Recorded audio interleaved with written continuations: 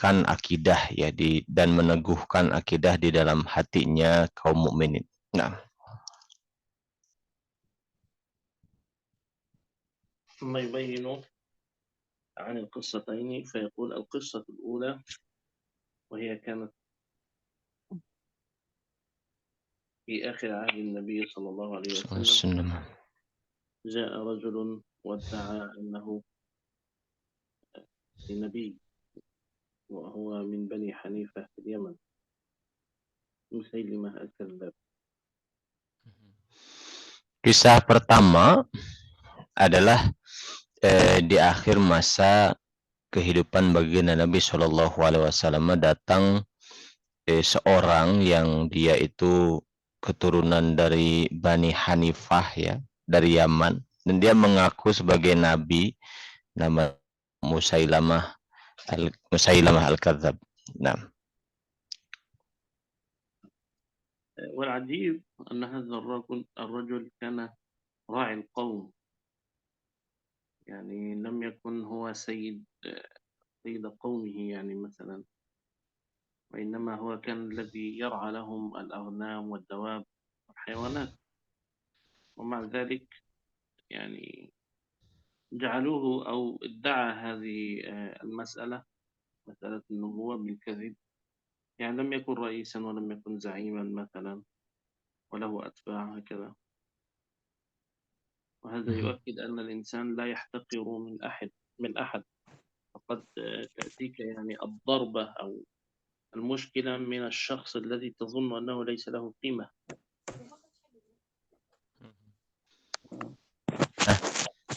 yang menarik bahwa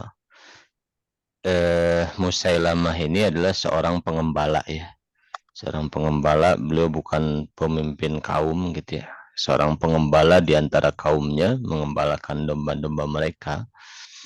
Dan ini menjadi catatan bahwa kita tidak bisa meremehkan siapa saja. Ternyata ada juga tokoh-tokoh dari kalangan seperti itu. Nah, انتقل المنصة.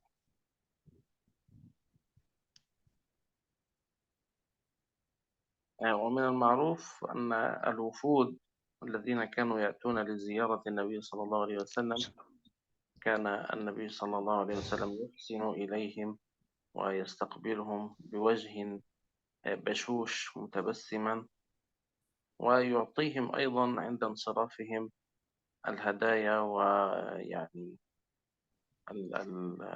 الأشياء من باب التأليف قلوبهم يعني.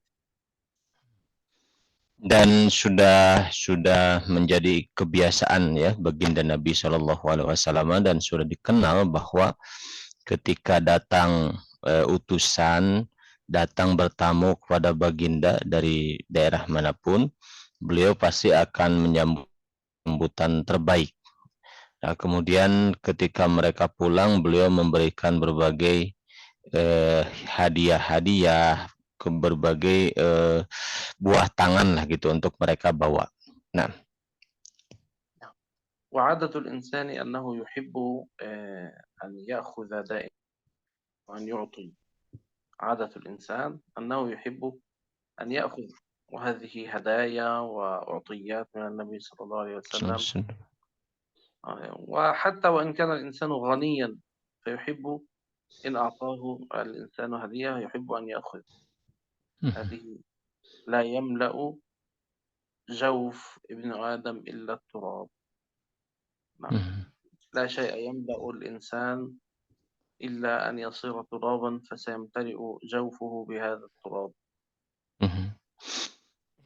Dan orang itu kalau diberikan hadiah, diberikan buah tangan gitu ya, diberikan itu senang siapapun gitu. Bahkan secara umum ya, kita bicara manusia itu kalau kasih harta gitu, itu senang. Bahkan sekalipun orang yang kaya gitu, selalu tabiat atau manusia itu sifat dasarnya tidak akan kenyang dengan diberikan apapun gitu. Bahkan ada ungkapan wala yamla'u jaufu wala yamla'u jaufa ibnu adama illa at-turab. Dan tidak ada yang memenuhi mulutnya Ibnu Adam kecuali yang memenuhinya adalah tanah gitu, artinya kematian gitu. Nah, ولما أراد هؤلاء الجماعة هؤلاء القوم الذين كانوا في زيارة النبي صلى الله عليه وسلم هموا بالانصراف وأخذ كل واحد منهم الجائزة والهدية التي أعطاها له رسول الله صلى الله عليه وسلم. سألهم النبي صلى الله عليه وسلم: هل منكم أحد لم يأخذ جائزته؟ هل كلكم قد أخذتم؟ فقال القوم: الراعي مسيلمة الذي تركناه في رحالنا يحرس الدواب لم يأخذ هدية أو جائزة، أنه لم يكن يعني هو أتى معهم ولكن وقف في الخارج يحرس ويطعم الدواب يعني يرعاها. Nah, kemudian ketika tamu-tamu itu, ya utusan dari Yaman itu sudah mengambil hadiahnya, pemberian dari Nabi satu demi satu, masing-masing orang diberikan oleh Nabi. Nah, kemudian Nabi bertanya, apakah di antara Anda semuanya ada yang belum mendapatkan hadiah dari saya? Nah, kemudian mereka menyatakan, semuanya sudah ya Rasulullah, kecuali ada satu orang dari kami, dia Musailamah namanya, dia di luar dan dia mengurus hewan-hewan bawaan kami. Artinya dia jaga, dia kasih makan, dia ada di situ bersama hewan-hewan tunggangan gitu ya. Nah, فأراد النبي صلى الله عليه وسلم أن يكرمه، فقال الرسول صلى الله عليه وسلم: أنا سأذهب بنفسي لكي أعطيه جائزته وهديته. وبالفعل ذهب إليه الرسول صلى الله عليه وسلم يحمل الجائزة أو الهدية، وصافحه سلم عليه وأعطاه جائزة أكبر من التي حصل عليها الجميع تكريما له ومن باب إكرام هؤلاء الجماعة ومن باب إكرام هذا الرجل. Nah, kemudian Rasulullah menyampaikan, Baginda Shallallahu Alaihi Wasallam menyampaikan, saya yang akan keluar sendiri untuk memberikan hadiahnya. Nah, kemudian Baginda keluar dan beliau membawakan hadiah yang lebih besar, lebih banyak daripada yang diberikan kepada tamu-tamu yang di dalam. Kenapa? Karena beliau melihat kalau Musailamah ini selain bertamu juga dia menjaga hewan-hewannya mereka, hewan kendaraannya mereka gitu. Nah, فقابل هذا الخسيس أو الخائن الإكرام بالإساءة، فقال: أنا لا أقبل هذه المكافأة ولا الهدية إلا إذا جعلت الأمر لي من بعدك. يعني قلت لهم هذا يخلفني ويكون بعدي، إذا أنا مت، يعني يريد أن يقول الرسول صلى الله عليه وسلم: إذا أنا مت فيكون من بعدي هذا الرجل مسيلمة. Pemberian Baginda ini ditolak oleh Musailamah ya. Musailamah kemudian mengatakan, aku tidak menerima hadiah darimu, tidak menerima pemberian darimu, penghargaan darimu, kecuali kalau engkau mau, ya ke Nabi Muhammad ya, kecuali kalau engkau mau menyerahkan urusan kenabian ini kepadaku setelah engkau meninggal nanti gitu. Nah, وكان مع النبي صلى الله عليه وسلم جريدة من جريد النخل يعني عودا من النخل، فقال: والله لو سألتني هذه القطعة ما أعطيتكها، لو قلت لي أعطني هذه لا أعطيك إياها، فكيف أعطيك النبوة؟ النبوة من عند الله سبحانه وتعالى، والنبي صلى الله عليه وسلم هو خاتم الأنبياء. فقال له: يعني حتى لو سألتني شيئا بسيطا لن أعطيك، فكيف يعني يأتي في عقلك أن أعطيك النبوة؟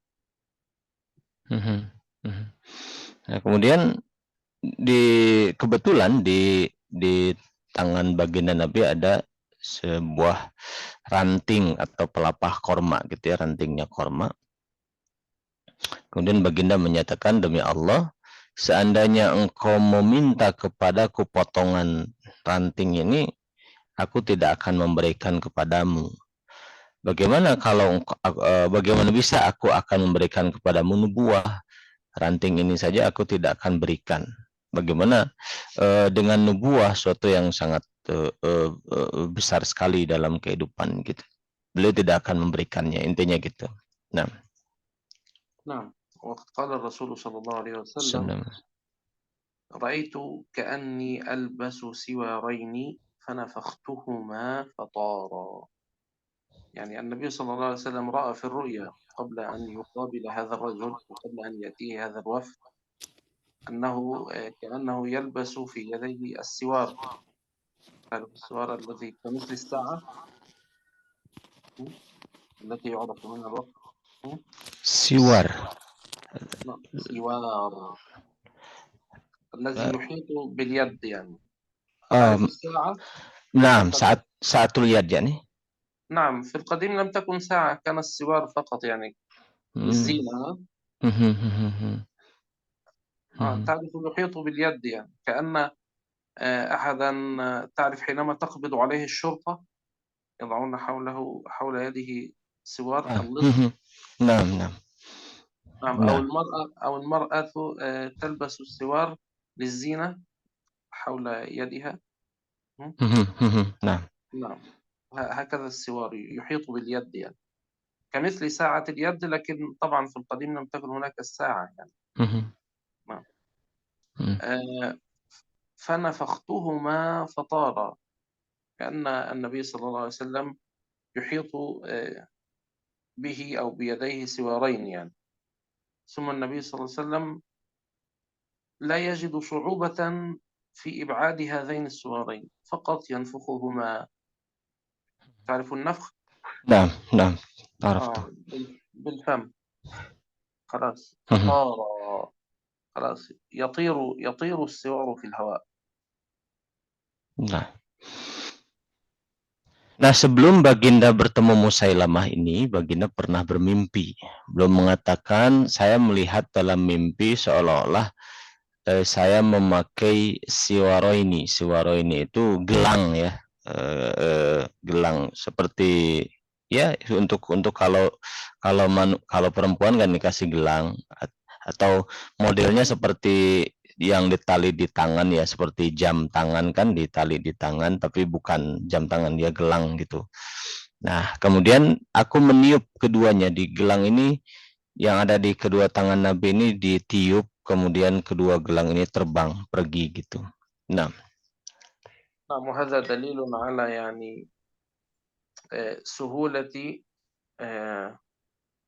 أو سهولتهما أو سهولة الأمر بالنسبة للنبي صلى الله عليه وسلم، أنه يستطيع إبعاد هذا الشر وهذه الفتنة. النبي صلى الله عليه وسلم رآه في النوم ومسلمة فتنة من الفتن.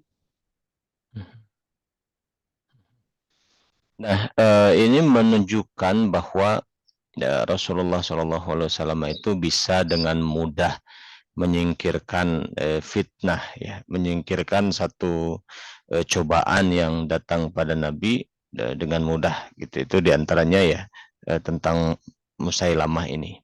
Nah, فقال النبي صلى الله عليه وسلم يعني هذا ثابت بن قيس الصحابي الجليل ثابت بن قيس، وهو خطيب النبي صلى الله عليه وسلم. كان النبي صلى الله عليه وسلم يجعله خطيبا في الوفود كمثل سيدنا حسان كان شاعر الرسول صلى الله عليه وسلم هكذا. تمام. نعم. يجعله خطيبا، يعني النبي صلى الله عليه وسلم لم يضيع الوقت مع هذا الرجل، يعني هو الذي سيجيبك. يعني وكل النبي صلى الله عليه وسلم خطيبه ثابت بن قيس يجيب هذا الرجل، لأن وقت الرسول صلى الله عليه وسلم لا يضيعه مع هذا الإنسان التافه أو الحقير ليس له قيمة. Nah, kemudian baginda Nabi Shallallahu Alaihi Wasallam menyampaikan kepada Musailamah ini, belum mengatakan ini Sabit bin Qais. Sabit bin Qais itu juru bicaraku. Ya, dia yang akan berbicara denganmu, kata baginda. Nah, kenapa begitu? Karena waktu baginda itu terlalu penting untuk digunakan berbicara dengan orang model seperti itu yang tidak bernilai seperti itu.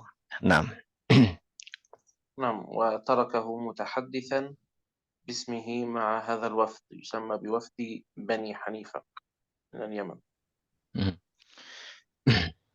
sehingga baginda Nabi Shallallahu Alaihi Wasallam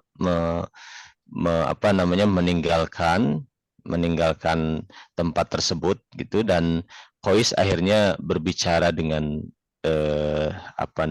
dengan utusannya Bani Hanifah atas nama baginda Nabi. Nah. نعم يبدو أنه كتبها في الصف الثاني خطأ، قدم وأخر، يكتب وأبقى قيس بن ثابت. قبلها نعم. يقول هذا ثابت بن قيس.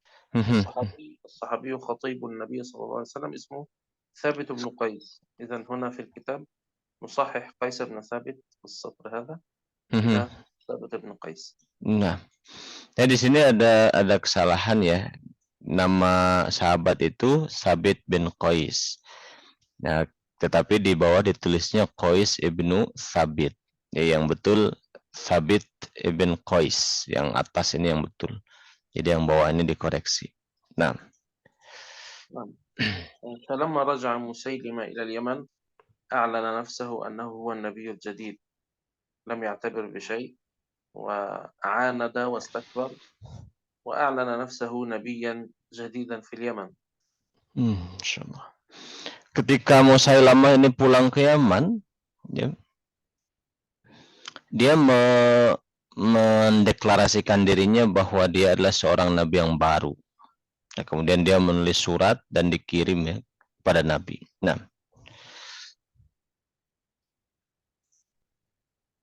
وكتب للنبي صلى الله عليه وسلم رسالة وأرسلها إليه من اليمن إلى المدينة، قال فيها من مسيلمة رسول الله إلى محمد رسول الله، أما بعد فقد أشركت في الأمر معك أو من بعدك، ولكن قريشا قوم يظلمون. يعني عجيب هذا الرجل يقول إني أشركت في الأمر معك وأنت لك النصف وأنا لي النصف، أو أنا من بعدك أرث النبوة، ولكن قريشا هم قوم النبي صلى الله عليه وسلم قوم يظلمون ويريدون ظلمي وأخذ حقي في هذه المشاركة في النبوة. لا يعترفون.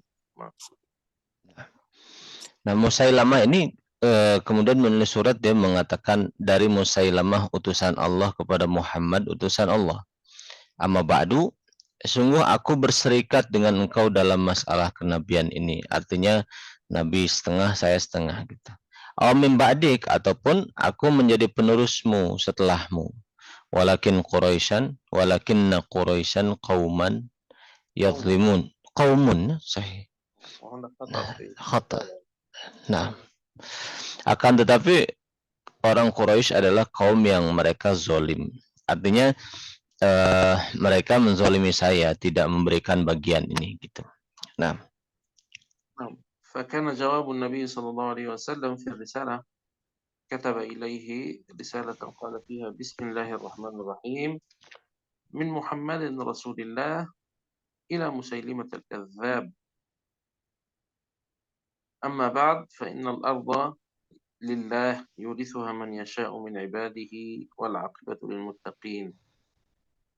يعني الأرض ليست للرسول ولا نقسم الأرض ونقسم الناس، وإنما يعني تفكيرك، يعني الرسالة فيها دلالة على سوء تفكيره، يعني لو كان يريد أن يقسم الأرض لك نصف الأرض ولي نصف الأرض، هكذا مع النبي صلى الله عليه وسلم.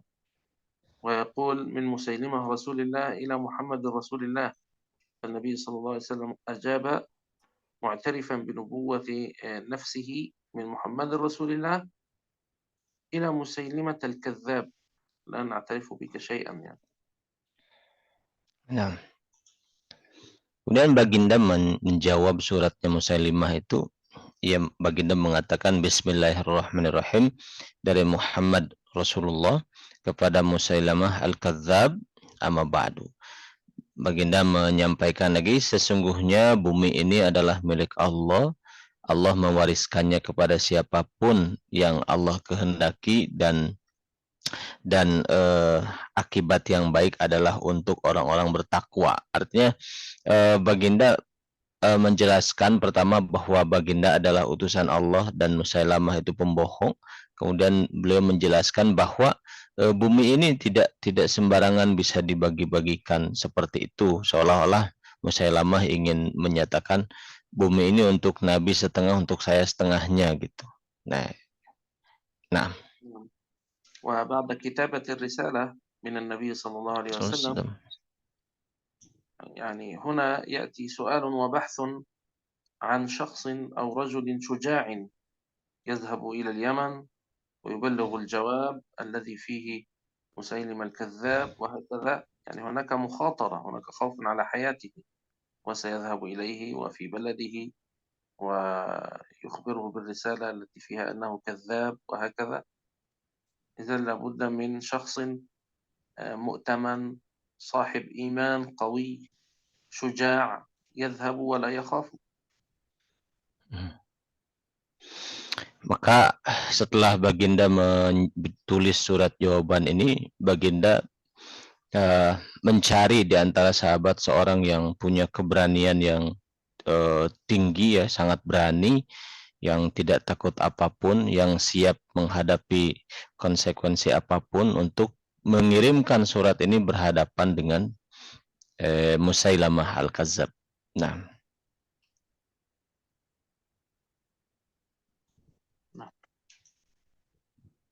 فبحثوا الصحابة، النبي صلى الله عليه وسلم يفكر من الأفضل، فوجد أو اختار شابا قد بايعه، وهو كان يبلغ من العمر في ذلك الوقت 13 سنة. ما شاء الله. نعم، وتربى يعني مع النبي صلى الله عليه وسلم. لما بايع في وقت البيعة كان عمره 13 سنة. إذا منذ أن كان صغيرا وهو ذو عقل رشيد وذو شجاعة أن يفكر في هذه الأمور. صحيح؟ Nah, sahih. Nah, kemudian Rasulullah menemukan ada sahabat yang bersedia, seorang yang pemberani, yang usianya luar biasa, baru 13 tahun. Baru 13 tahun, ya, memang sahabat ini memang sejak awal bersama baginda Nabi, ikut dalam bimbingannya baginda Nabi, ya, belajar dengan Nabi, sehingga beliau terbina sedemikian menjadi sosok yang kuat imannya dan pemberani. Nah,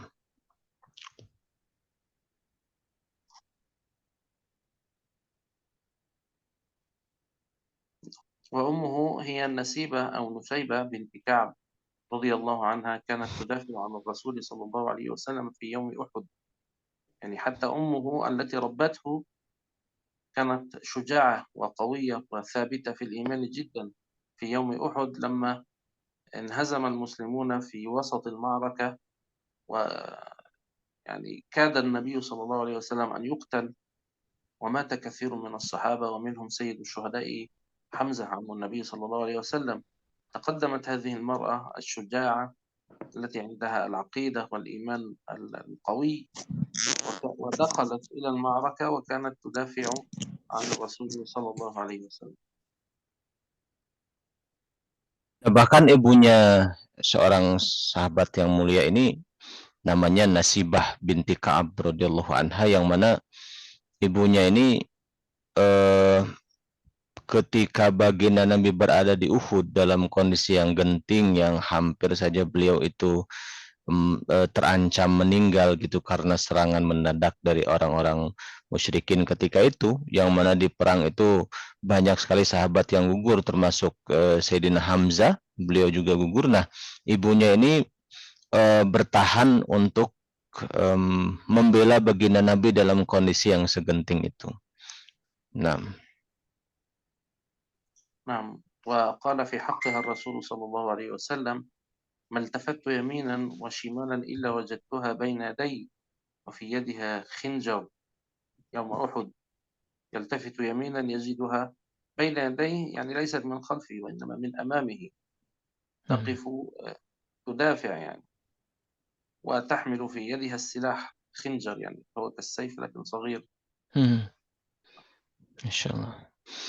Nah, Nabi itu mengenai kemuliaannya ibunya pemuda yang tadi mau pergi ke Yaman itu, mengenai Nasibah ini, beliau bercerita menyampaikan betapa mulianya wanita ini. Beliau mengatakan di dalam kondisi perang Uhud itu baginda tidak eh, tidak melihat ke kiri dan ke kanan gitu, melainkan di depannya itu beliau melihat ada seorang wanita yang dia itu membawa sebilah golok ya, khinjar itu semacam pedang tapi pendek, lebih pendek gitu. Nah, فسألها الرسول صلى الله عليه وسلم: ما هذا يا أم عمارة؟ هي كانت كنيتها، هذه الصحابية كانت تكنى بأم عمارة. ماذا تفعلين يعني؟ كيف دخلت إلى هنا في أرض المعركة وتحملين السلاح؟ ما هذا؟ nah kemudian baginda Nabi Shallallahu Alaihi Wasallam bertanya kepada beliau, pada perempuan tersebut, apa ini wahai Ummu Ammar? Engkau sedang apa di situ? Membawa apa itu? Gitu. Nah, عمارة ليس عمارة. Ummu Imarah, afwan. Apa ini Ummu Imarah? Beliau kemudian bertanya pada Ummu Imarah, engkau sedang apa? Bawa apa? Gitu. Nah, قالت: إذا واحد من المشركين اقترب منك بقرت بطنه بهذا الخنجر. أنا أقف هنا مستعدة، إذا أحد من المشركين حاول أن يصل إلي أنا سأضربه في بطنه بهذا الخنجر، يعني أشقها، أقتله به. kemudian beliau mengatakan, wanita ini mengatakan, kalau ada orang yang dari kalangan musyrikin, dari musuh itu mendekat kepada engkau, akan aku tebas perutnya dengan golok ini, katanya. Nah, ثم سألها عن الخرق التي عليها، كانت تحمل خرقا. خرق هذه كمثل قماش ممزق يعني، ليس الثوب الكامل، القماش، تمام؟ nah. قماش مقطع. فقالت: إذا جرح أحد من المسلمين تكون له ضمادة، يعني سألف جروح المسلمين بهذا القماش، يعني أطببه يعني. فهي مقاتلة وطبيبة في آن واحد، يعني كأنها تحمل الأدوات، يعني يعني هي تحمل السلاح تدافع عن النبي صلى الله عليه وسلم، وتحمل أيضا أدوات المداواة للجرحى. Nah, kemudian baginda Nabi menanyakan juga tentang eh, eh, sobekan-sobekan kainnya, sobekan-sobekan kain yang dibawa oleh perempuan tersebut gitu. Lalu wanita itu menjawab, kalau ada di antara kaum muslimin yang terluka, maka saya akan membebat dengan kain ini, mengobati gitu. Membantu mengobatinya. Jadi di waktu yang sama si wanita ini menjadi seorang tentara gitu ya, karena dia membawa pedang, membawa golok, tapi di waktu sama juga menjadi tim medis gitu. Jadi luar biasa seperti itu. Nah, لماذا يتحدث المؤلف عن أم هذا الصحابي ويريد أن يلفت انتباهنا جميعا، يلفت أنظارنا إلى مسألة التربية؟ النبي صلى الله عليه وسلم يختار هذا الصحابي ليحمل الرسالة إلى مسيلمة، هو يثق فيه لأنه يثق في تربية أمه له، هذه الأم الشجاعة التي دخلت إلى أرض المعركة لتكون طبيبة ومقاتلة أيضا، بالتأكيد هي ربت شابا شجاعا جدا. nah, kenapa beliau menyinggung kisah ibu ini gitu? Karena beliau penulis kenapa menyinggung kisah ini, karena ini penulis mau menceritakan bahwa Rasulullah itu kan sudah bersedia mengutus seorang pemuda yang usianya baru 13 tahun ke Yaman. Nah, beliau percaya itu karena beliau berada di bawah bimbingan seorang ibu yang sedemikian perjuangan dan keberaniannya gitu, sehingga percaya di bawah tarbiyahnya seorang ibu yang seperti ini akan lahir anak yang luar biasa gitu, iman dan keberaniannya. Nah, فهذه المرأة فتلك المرأة وزوجها وابناهما ممن بايعوا يوم العقبة في بيعة العقبة، وهذا كان قبل 10 سنوات من قصة مسيلمة.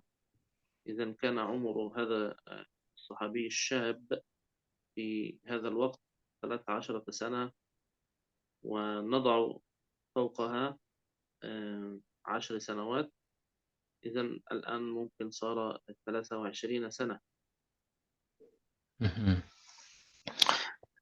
nah wanita ini bersama suaminya dan kedua anaknya, mereka semua termasuk yang berbaiat di baiat Aqobah gitu. Jadi di awal-awal Islam datang sebelum ke Madinah itu beliau-beliau sudah memberikan baiatnya di baiat Aqobah. Berarti sekitar 10 tahun yang lalu sebelum terjadinya kasus Musailamah ini. Nah, sehingga eh apa namanya anaknya tersebut sekarang sudah yang mau diutus itu sekarang ya ini pada masa terjadinya itu kasus Musailamah sudah berusia 13 tahun gitu. 20 ya nih. 23 tahun ya, bukan 13 tahun, punten. 23 tahun bukan 13 tahun. Nah, نعم.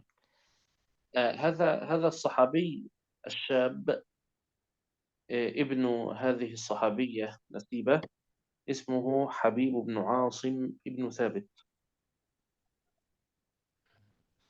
jadi ketika di Baiat itu usianya 13 tahun gitu ya. Kemudian 10 tahun berlalu menjadi 23 tahun sekarang. Nah, pemuda ini namanya Habib ibnu Asim ibn Thabit yang dipilih oleh Rasulullah Shallallahu Alaihi Wasallam. Nah, نعم.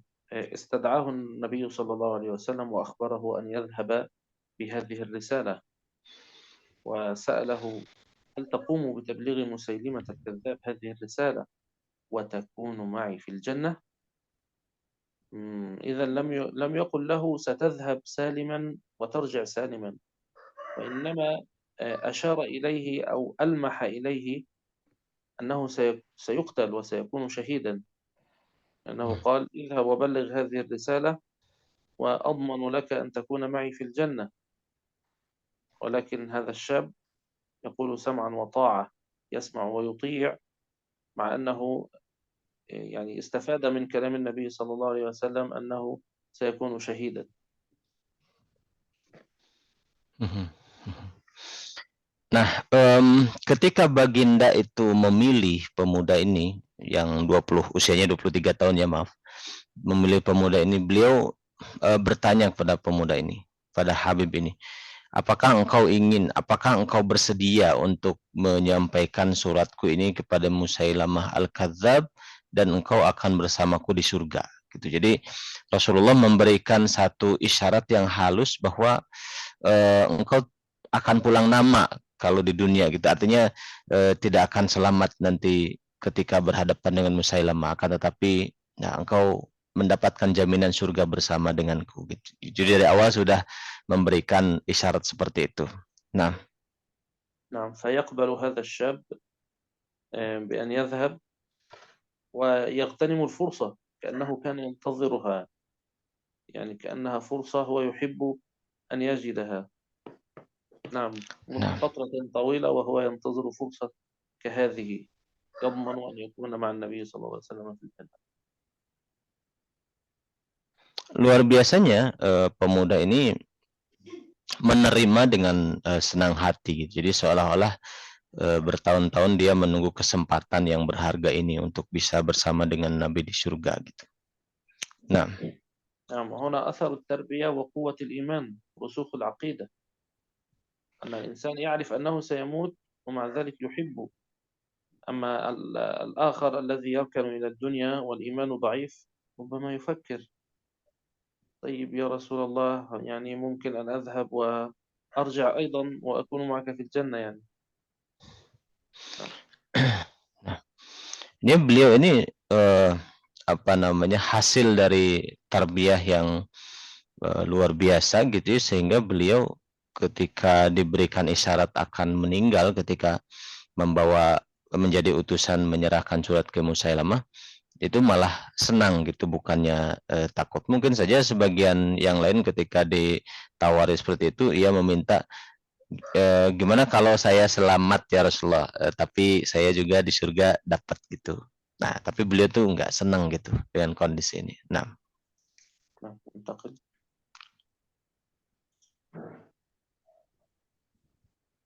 نعم. ثم حمل الرسالة وركب الناقة الدابة وتوجه إلى بني حنيفة في اليمن، وأخذ يحث الناقة على الإسراع. هذا من قوة إيمانه يعني. لا يمشي بطيئا، وإنما هو يسرع، كأنه يسرع نحو الموت. nah, sahabat ini kemudian berangkat ya, berangkat dengan segera ya, tidak dilambat-lambatkan karena beliau sudah apa namanya tidak punya kekhawatiran apa-apa lagi, yang penting ingin segera disampaikan pesan ini kepada Musailamah gitu. Nah, ولما وصل لم يذهب مثلا إلى الاستراحة أولا، وإنما مباشرة حينما وصل إلى ديار بني حنيفة توجه مباشرة إلى مسيلمة الكذاب. فلما قرأ مسيلمة الكذاب الرسالة اسود وجهه من ما وجد فيها من شدة الرد الواضح والصريح بأنه لا مداهنة ولا مقاسمة في هذا الأمر.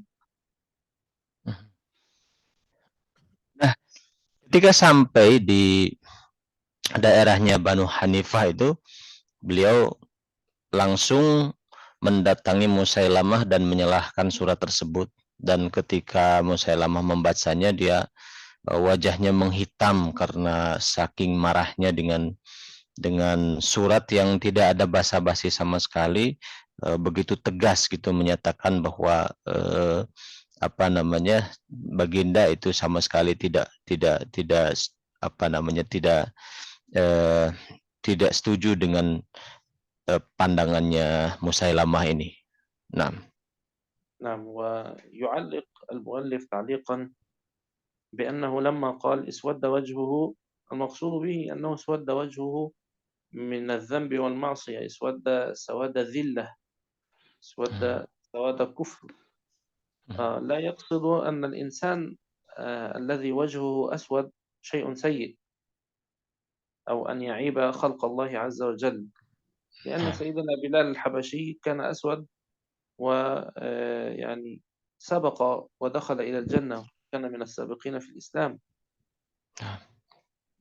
nah beliau memberikan penulis ini memberikan satu apa namanya catatan ya, menghitam wajahnya itu dalam pengertian menghitam karena dosa dan kekufuran gitu. Jadi karena kehinaan.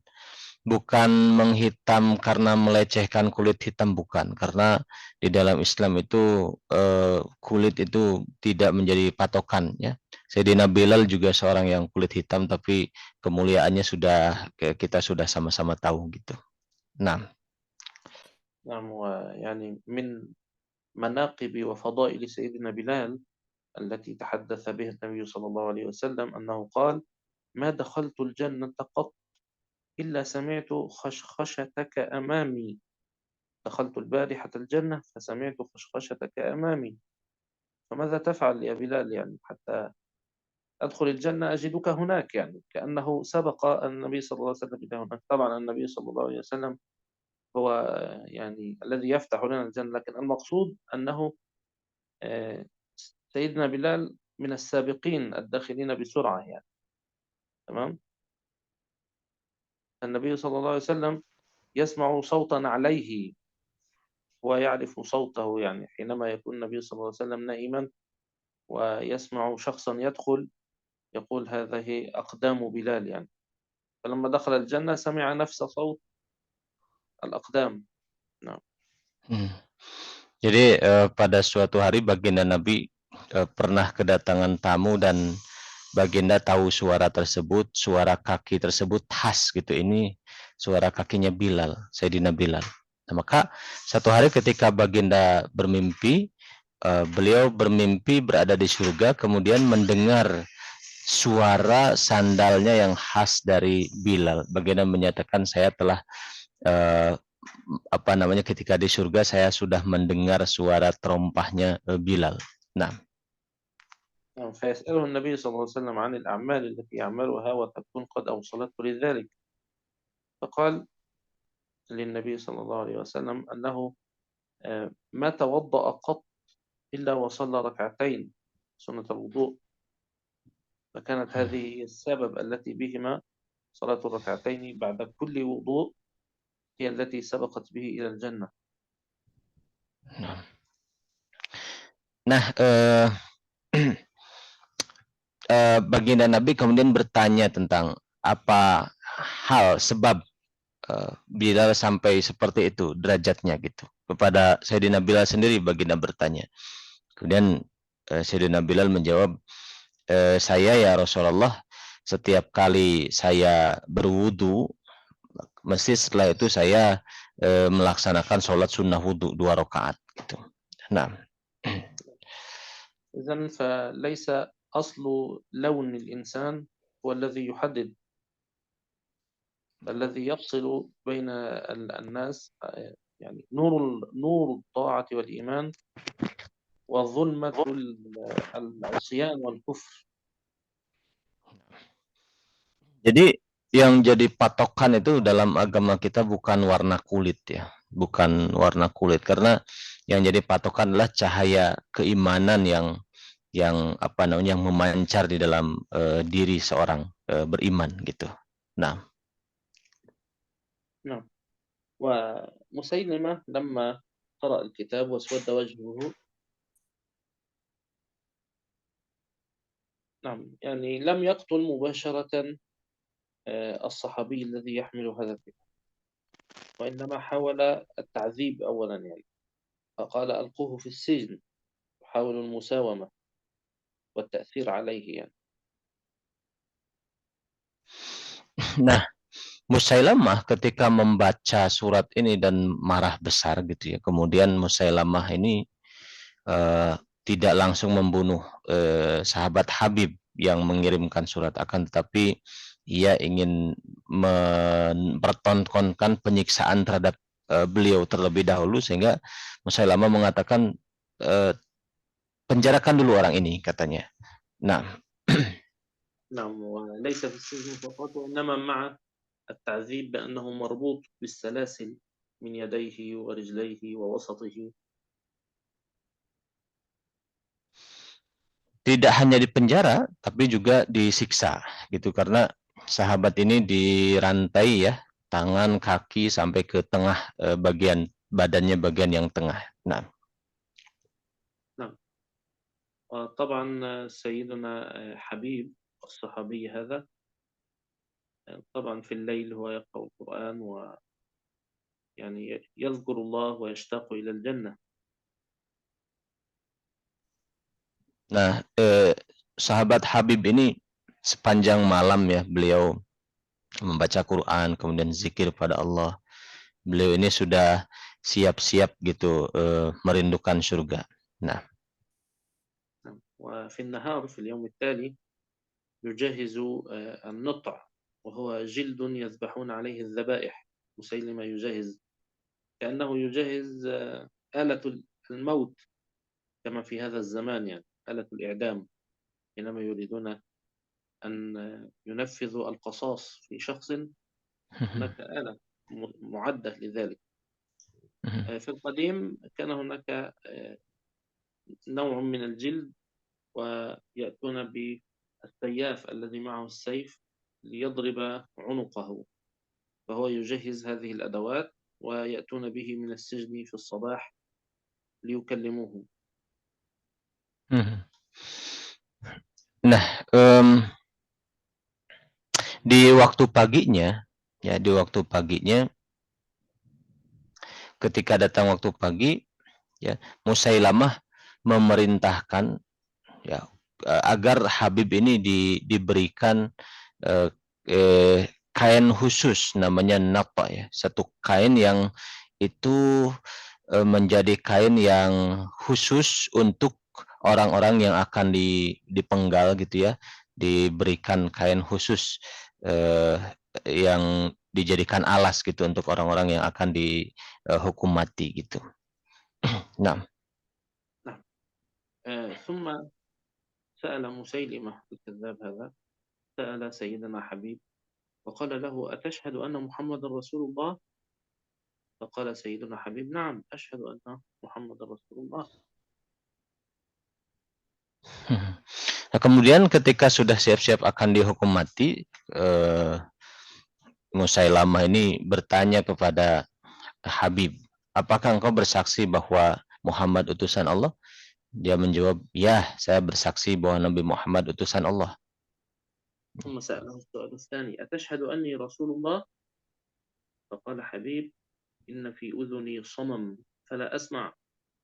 يعني هذا، نعم هو سمعه وأجاب، لكن Nah, هذا من باب السخرية والاستهزاء بسؤاله، يعني حتى لا يجيبه بلا، لا لست النبي، وإنما أنا لا أسمعك، ما تقوله أصلا لا يستحق أن يسمع يعني.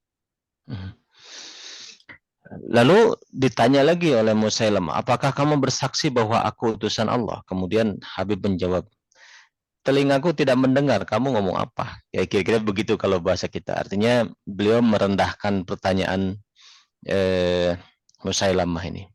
Nah, نعم. فأشار مسيلمة إلى السياف فضربه بالسيف، ولكن لم يضرب عنقه ورقبته، لم يقتله، وإنما أشار إليه أن يضربه ضربة التعذيب، فقطع قطعة من لحمه وهو حي.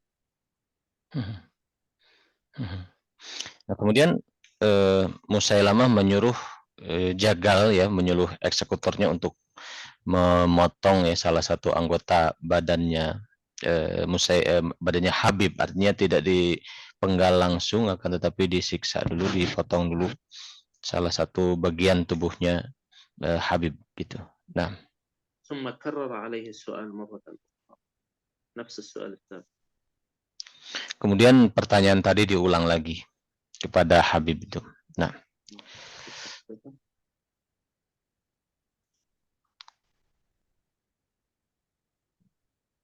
وكانت الإجابة بنفس الإجابة تماما، مع kemudian السخرية والاستهزاء من السؤال. kemudian Habib menjawab dengan jawaban yang sama persis gitu. Nah, وظل في كل مرة يأمر السياف أن يقطع قطعة من اللحم، ثم يعيد السؤال وسيدنا حبيب يعيد نفس الجواب، إلى أن قطعوا نصفه، يعني قطعوا نصفه وهو حي قطعة قطعة. dan diulang setiap kali Habib menjawab seperti itu, kemudian ditebas lagi salah satu anggota tubuhnya, kemudian ditanya lagi, jawabannya sama, ditebas lagi sampai habis setengah dari badannya gitu. Nah, نعم حتى مات رحمه الله ورضي الله عنه وأرضاه، فلم يغير شيئا ولم يبدل شيئا في جوابه. kemudian hal demikian terjadi sampai akhirnya beliau syahid ya, rahimahullah wa ardah. Beliau tidak merubah pendiriannya, tetap seperti itu sampai meninggal. Nah, وهذا ممن أنزل الله تبارك وتعالى فيهم من المؤمنين رجال صدقوا ما عاهدوا الله عليه، فمنهم من قضى نحبه، نعم، ومنهم من ينتظر أن تأتي الفرصة، وما بدلوا تبديلا. nah ini kisah Habib ini kemudian yang berkaitan dengan turunnya firman Allah Ta'ala, minal mu'minina rijalun sadaqu ma'ahadullah alaihi, sampai akhir ayat. Di antara kaum mukminin ada ksatria-ksatria yang mereka itu menepati janjinya Di antara mereka ada yang telah melaksanakan janji itu, dan di antaranya lagi ada yang masih menunggu dan tidak merubah sedikit pun janji tersebut. Nah, نعم. ونريد من أصحاب الدين والإيمان والعقائد الراسخة أن يكون رسوخ العقيدة في قلوبهم كرسوخ الجبال، مهما كان الترغيب ومهما كان التخويف والترهيب، كما حدث مع هذا الصحابي الذي قطع ولم يتزحزح. maka penulis menyampaikan kita ini menginginkan satu pemilik ya, menginginkan para pemilik akidah yang semodel ini gitu, yang mana akidahnya itu sangat tertancap mendalam di dalam jiwa. Nah, sehingga dia tidak seolah-olah seperti gunung kekuatan imannya itu. Jadi tidak bergeming, baik itu dengan dibujuk ataupun diancam gitu. Nah, وأن تكون التقوى في قلوبهم حق التقوى، كما قال الله عز وجل: يا أيها الذين آمنوا اتقوا الله حق تقاته ولا تموتن إلا وأنتم مسلمون. nah dan takwa ini kuat di dalam jiwa seorang dengan sebenar-benarnya takwa, sebagaimana firman Allah, wahai orang-orang yang beriman, takwalah kalian kepada Allah dengan sebenar-benarnya takwa, dan janganlah kalian mati kecuali dalam keadaan sebagai muslim.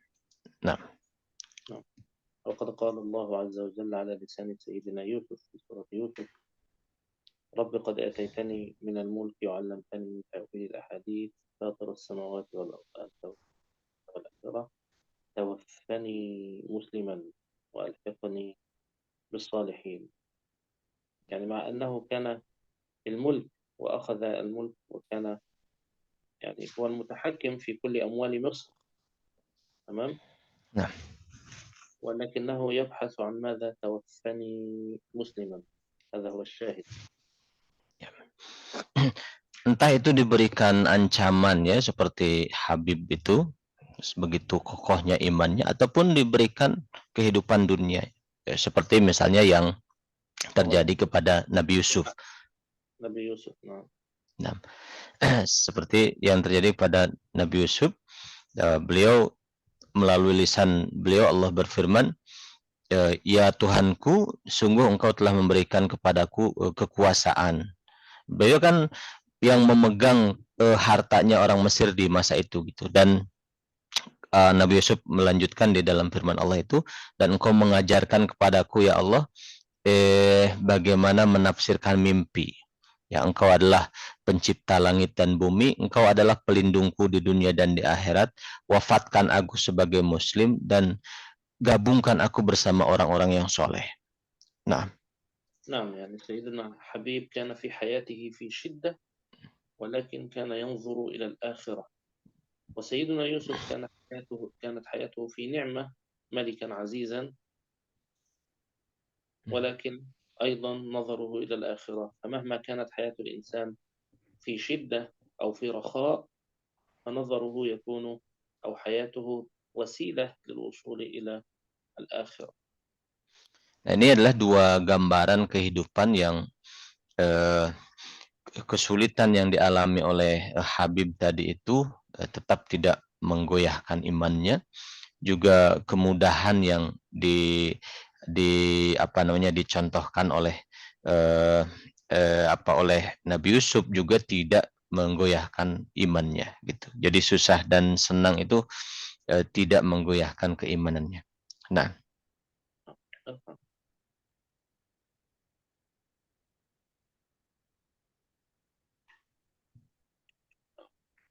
يعني الآن سأدخل في قصة أخرى. وقال يعني عندنا قصتان، تحدثنا عن قصة مسيلمة الكذاب هذه، ثم هناك قصة أخرى. ولكن الوقت شيخنا تقريبا بقي لنا 3 دقائق. نعم، يصعب الدخول فيها يعني. ممكن لو كان شخص عنده سؤال أو شيء ممكن. Nah, insyaallah. Baik, kita masuk ke kisah kedua, tapi waktunya sempit sekali ya, tinggal 2 menit lagi. Mungkin ada yang ingin menambahkan atau bertanya? tentang pembahasan yang tadi?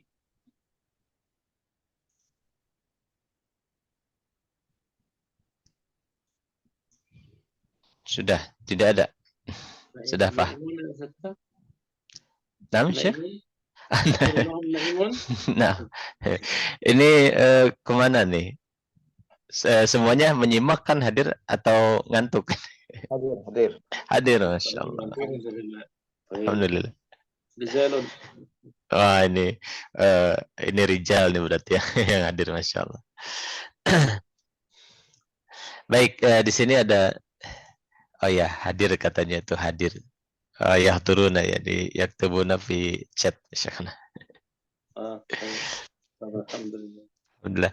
Baik, kalau tidak ada pertanyaan, nampaknya kita cukupkan sampai di sini ya, karena waktu sudah habis. Alhamdulillah sudah hadir semuanya. Ini kisahnya luar biasa. Naam, Syekhna, mungkin naktafi bi hadzal qadar. Tafadhal li khitamil majlis ya, Syekh. جميعا ونختم بدعاء ختام المجلس. سبحانك اللهم Subhanakallah. أشهد أن لا إله إلا أنت Astaghfirullah. وصلى اللهم وسلم وبارك على سيدنا محمد Sallallahu وعلى alaihi آله وصحبه أجمعين. السلام عليكم ورحمة الله وبركاته. Waalaikumsalam warahmatullahi wabarakatuh. Syukran, jazakumullah khairan, Syekh. Baik, terima kasih semuanya. Silakan untuk melanjutkan. Afwan, silakan. Sekian ya. Assalamualaikum warahmatullahi wabarakatuh.